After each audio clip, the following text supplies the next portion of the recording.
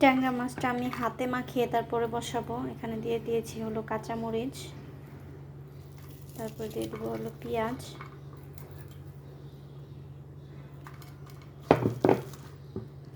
তারপর দিয়ে দিলাম হলো লবণ, হলুদের গুঁড়া, মরিচের গুঁড়া, একটু জিরা গুঁড়া, আর দিয়ে দিলাম হলো ধনিয়া গুঁড়া।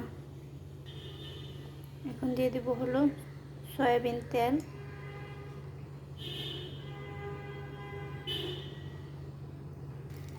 এটাকে একটু মাখিয়ে নিতে হবে, যেহেতু আমি হাতে মাখিয়ে বসাবো।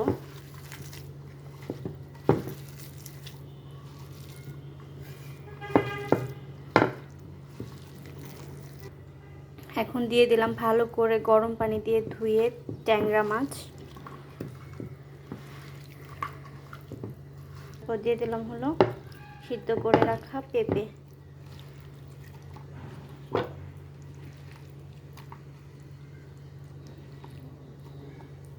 এটাকে একটু ঝোল দিয়ে একটু মাখা মাখা হবে আর কি, বেশি ঝোল রাখবো না আমি।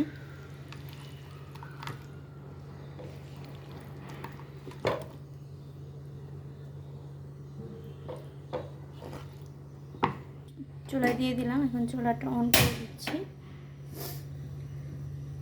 তো হবে এখন, এটা এখন ঢাকনা দিয়ে ঢেকে নামিয়ে নেব।